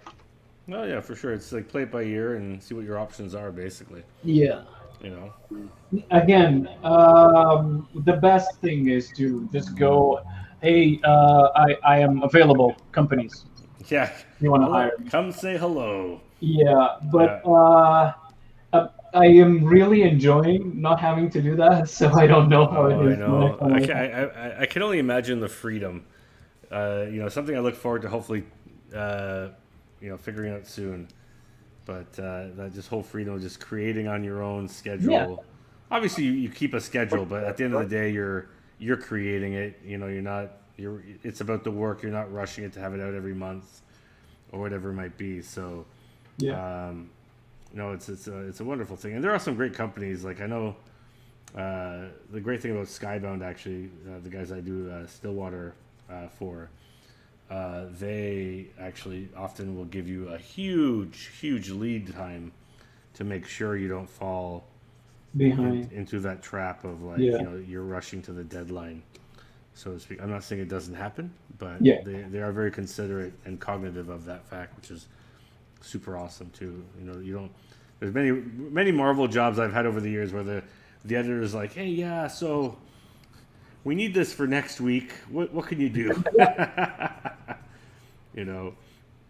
And that's, while it can be done, it's never the best to work half the time.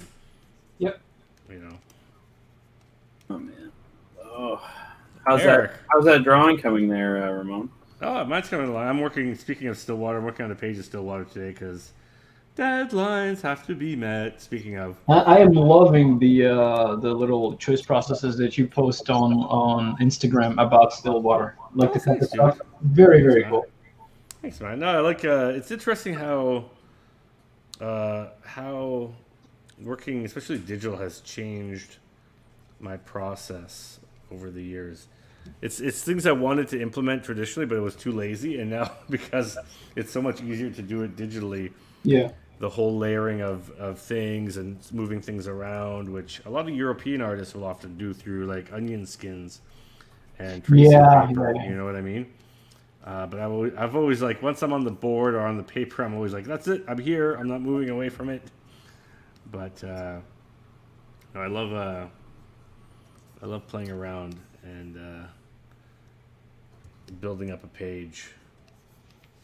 One of my favorite things. Are you still doing video game stuff, Eric? Yeah, I work full time for Digital Extreme as the lead concept artist. All right. Yeah, it's great, man. I'm very spoiled there, and the job is very satisfying. Yeah.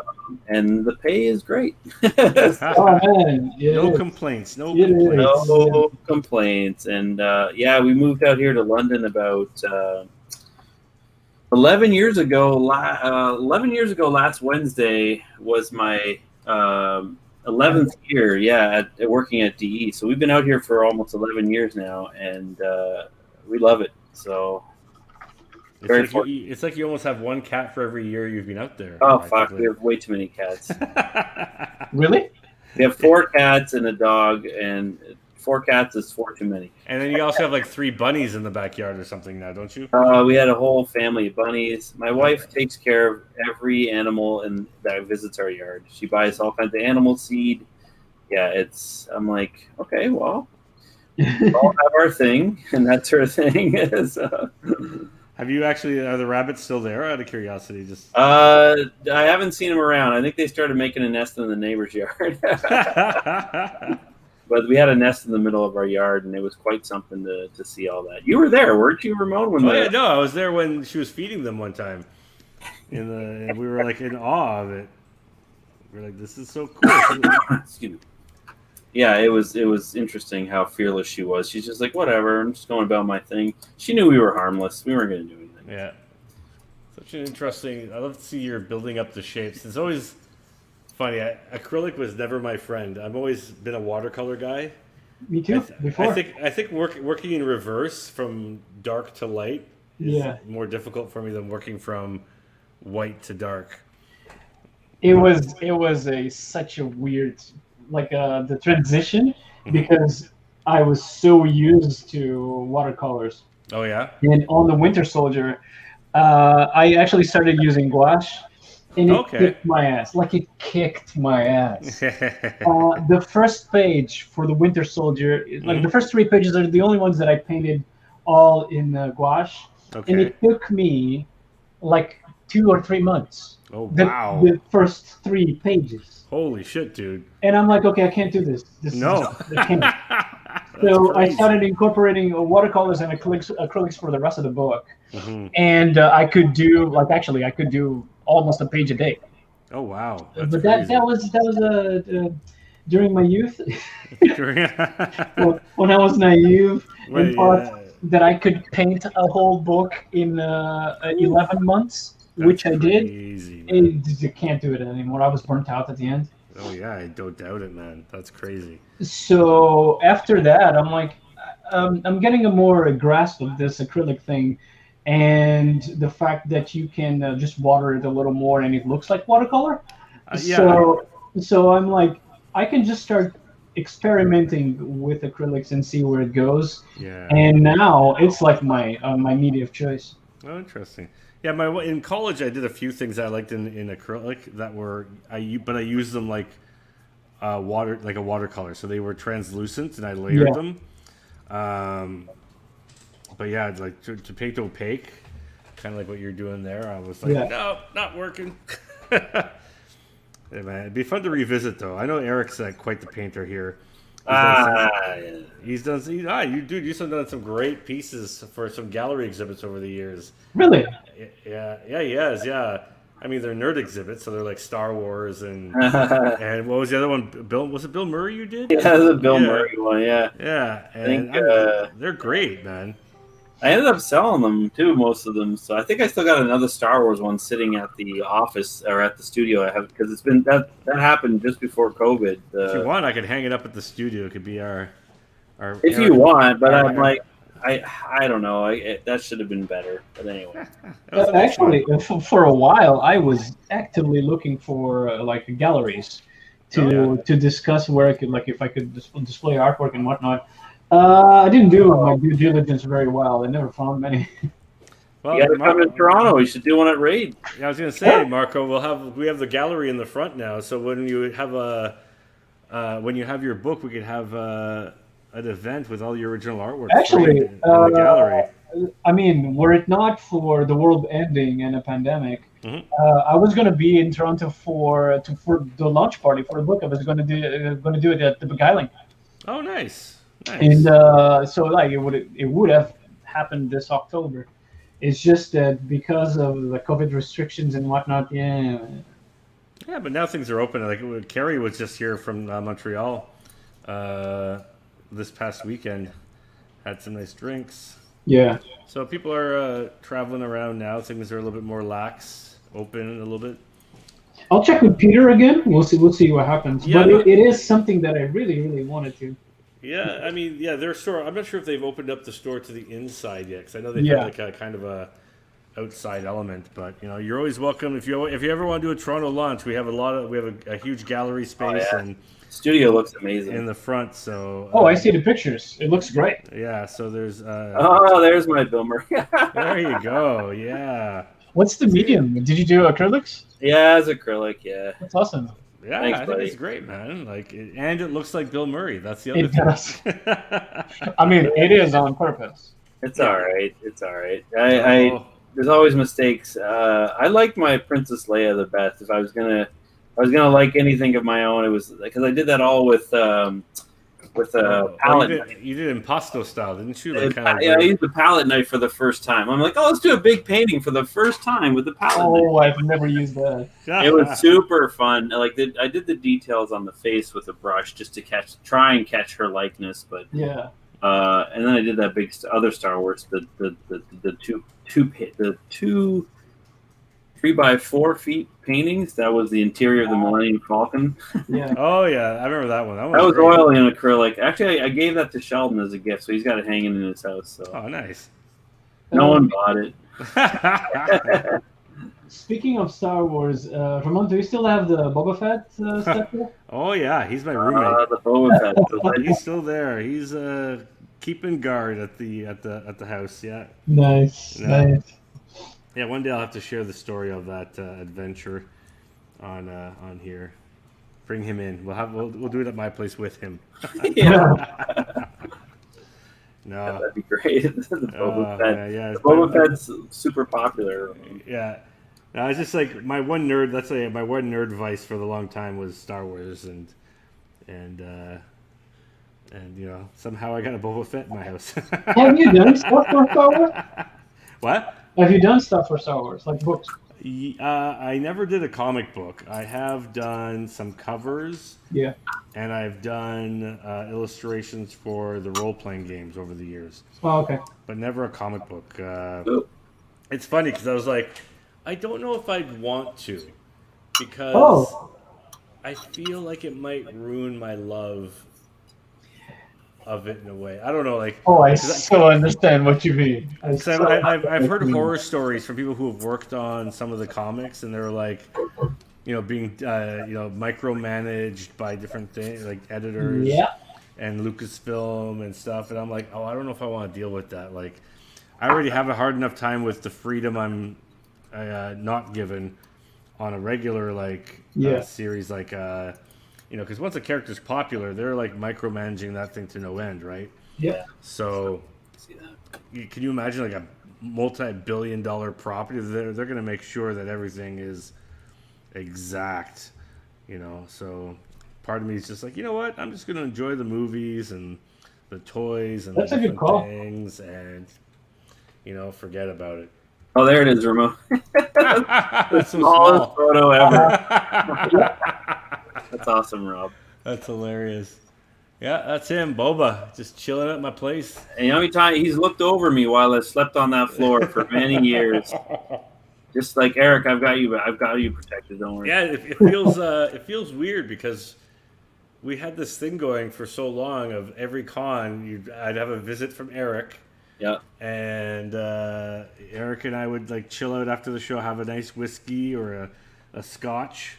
Yeah. In our boxer shorts after a long day at the convention center. Yeah. We have to strip down. We have to get rid of the con rot. We just have to get it all out of our systems. And it's funny how like when the cons are happening, there's so much work. I love doing them, but there's so much work. Yeah. And they wear you out so much. They do. But there's like we were talking with Sean a couple episodes ago, or last episode ago.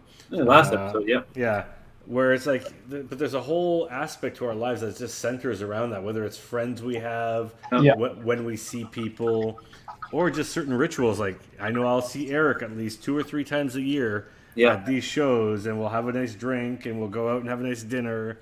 Yep. Or like when Anthony and I do Chicago, we always end off Sunday night going to a nice steakhouse and exploring, you know what I mean? So it's like all these little rituals that we've had for like a decade, just like gone. So it's such an I mean, it's an event. Obviously, it's an event, but like the you center your weekend around this event in a way that everything that you do outside of it, it's novelty. Yeah.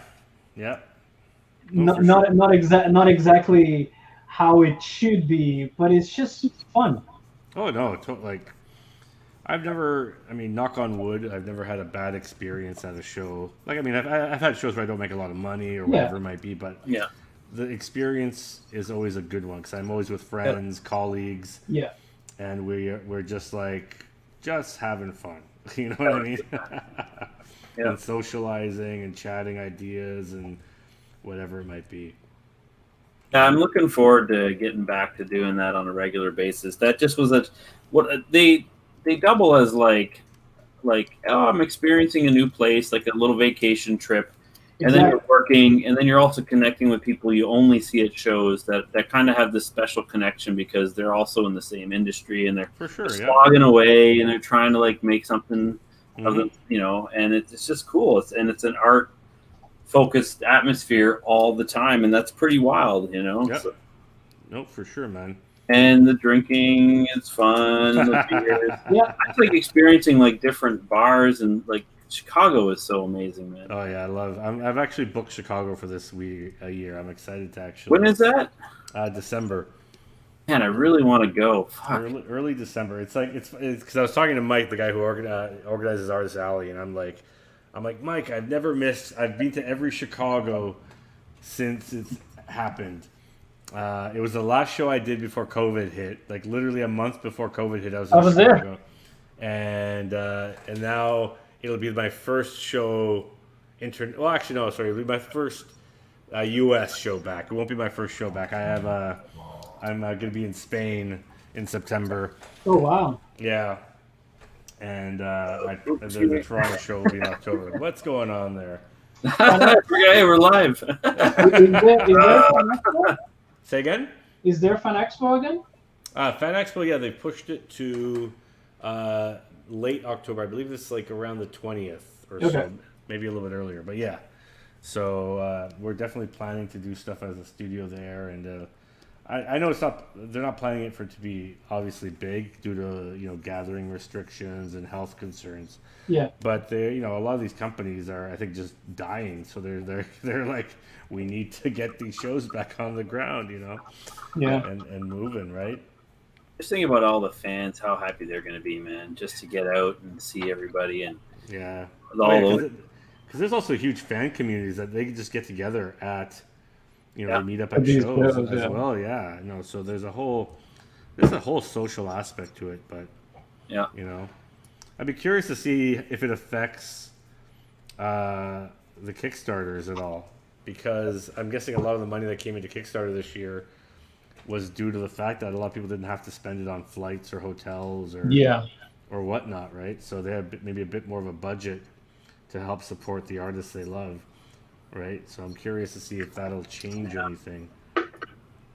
We got 15 minutes left here. That really flew by. Jeez. Yeah. Fun times always fly by. What's that? I said fun times always fly by. Yeah, man. Is there any other stuff you want to talk about, Marco? Like, we're always trying to promote the people that we have on here. Like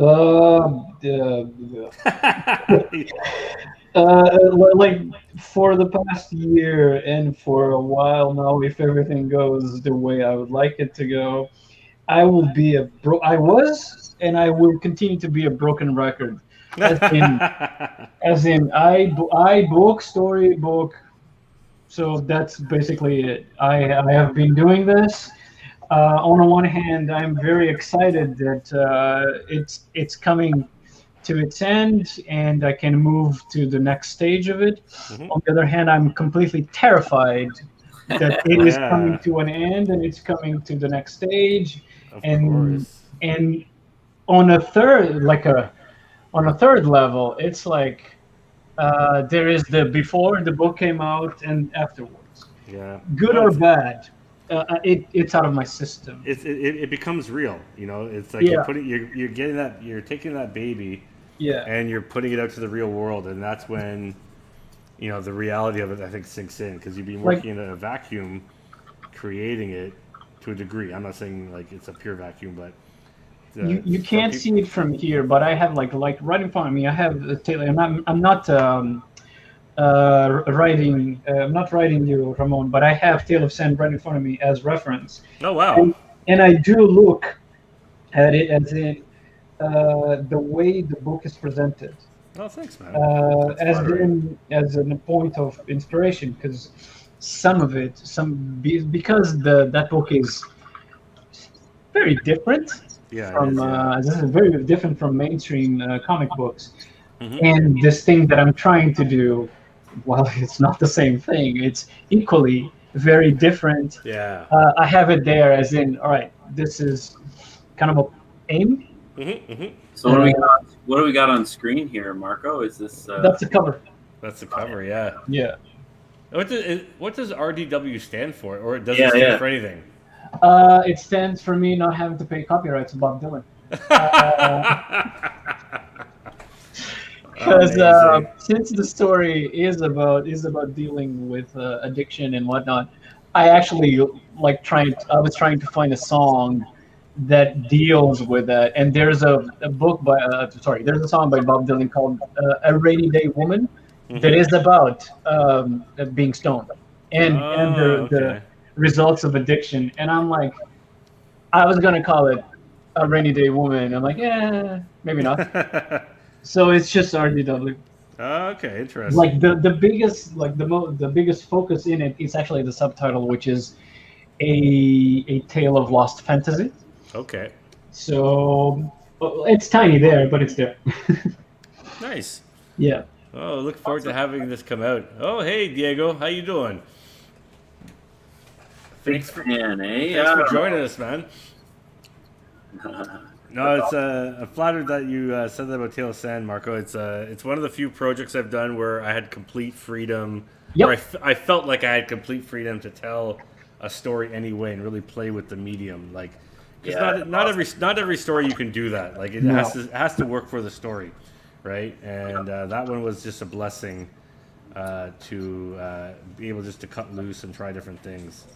I mean, it's a rare thing. Like for instance, my going to Marvel. Hmm. My first gig, well, the first bigger gig was the Spider-Man miniseries that I did, and the biggest calling card for that was, yeah, Marco, creative freedom, do whatever you want Hmm. with Spider-Man, Yeah. Oh yeah. and that doesn't happen. No, not at all. Oh, that's No. So, like, I didn't mind. I would almost do it for free, but one has to pay the bills. Yes. But like, I didn't mind that the page rate wasn't spectacular. I really didn't care. It No. was like it's a 5 issues of Spider-Man. You do whatever you want Yeah. visually. Oh no, for Awesome. sure. No, sometimes those opportunities knock, and you just got to enjoy them. Yeah, Take I advantage love of them. this page, Marco. That's great. yeah. It was introducing arcade, and I was harkening back to that NES game with arcade. Oh yeah. Pixel Nice. art, yeah. Do you still do a lot of work in ink, or are you mostly in painting now?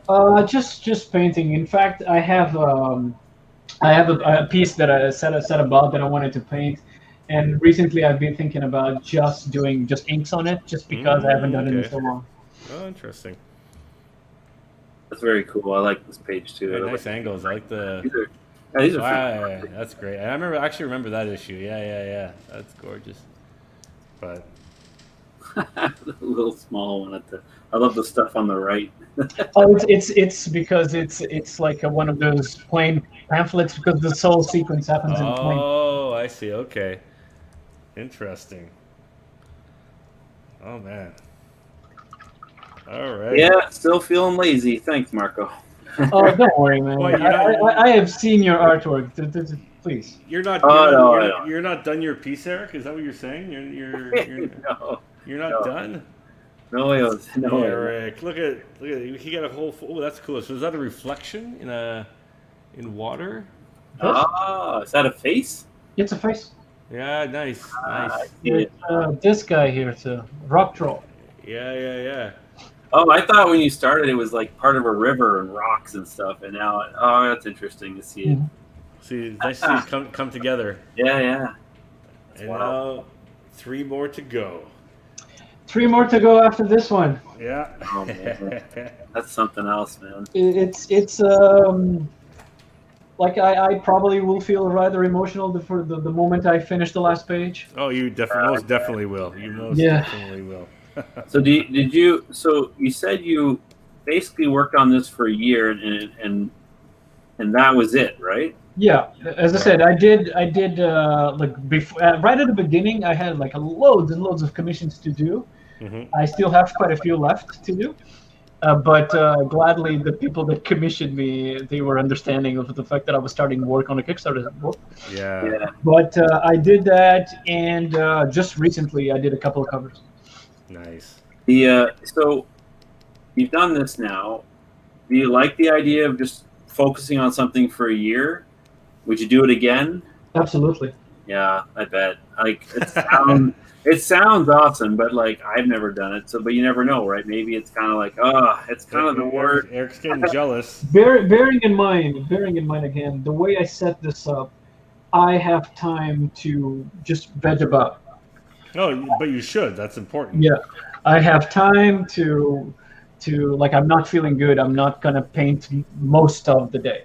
Yeah. I will like for the most part every day I paint. Mhm. The least I paint is on the weekends, which is normally I set about like 2 hours. Yeah. Yeah. But That's fine. throughout the week it's like 4 to 6 hours, and I have time to exist, breathe, and do other stuff No, it's rather than healthy. oh my god, deadline, and I'm Yeah. still on my week because I divided this like by scenes, and my scenes are like 4 to 5 pages each. So I just put them on the boards that are ready to be painted, Mhm. and it's like this week I'm gonna do this. If I extrapolate it, at least I know that there are some pages that are faster. So Yeah. No, and sometimes your inspiration will strike, and maybe you'll work a little bit longer. Other Yeah, times, yeah. oh, it's a great way to have it. I think. That's. Yeah. I think the one thing that's also taught me, especially during this pandemic, was how little. I don't mean to sound like that. How little I had to work to maintain a good lifestyle. Like, Absolutely. you know what I mean? Like, we often rush for these crazy deadlines to do things or whatever. But at the end of the day, you're like, you know what? I could, you know, it's good money and all, but like at the end of the day, I could make half as much as, you know, working on something I love Yep. and still survive. You know, and not suffer. You know what I mean? That was one of my fears at the beginning with this Kickstarter thing, was that I was literally giving up the opportunity to make good money. Yeah, well, I mean, to have. yeah, for sure, man. But at the same time, I'm like I had a gig before that. The gig eventually didn't come through, but I did the first book, and the page rate was astonishing. It was really, really good. Mm-hmm. I was not feeling the gig. I really wanted it off. Yeah. But the money was really, really good. So I did the first issue. I was very, very happy. Actually, I was not happy. Nothing happened. The book the book was on hold.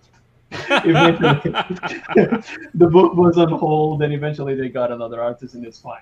But I was like, well, good. Now I don't have anything else stopping me from concentrating on my creator. Yeah.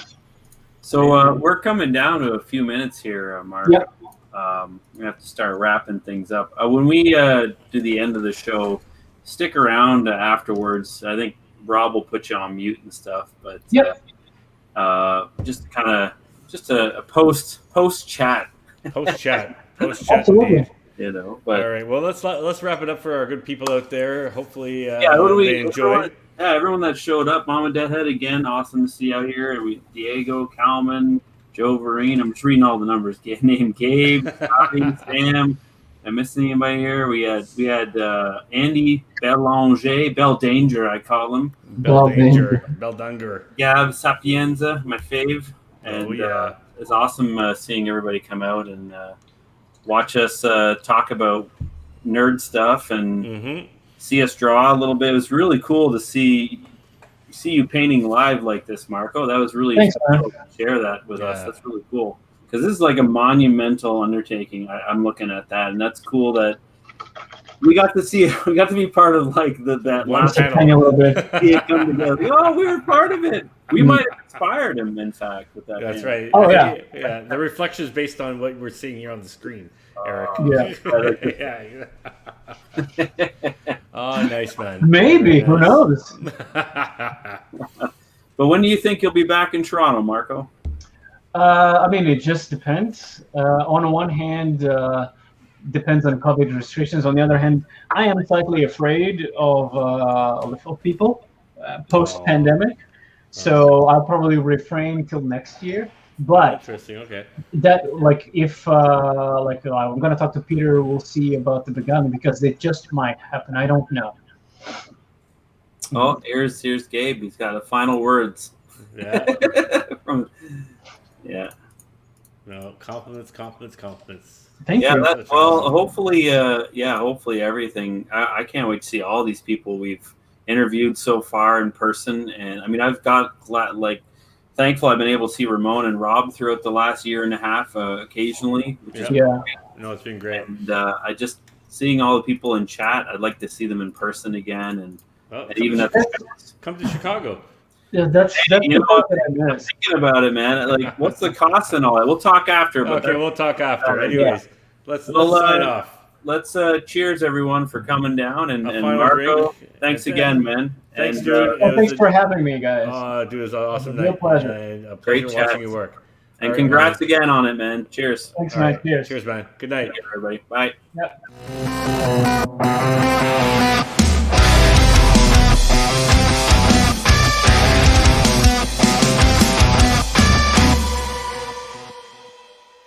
Nice. That's fantastic.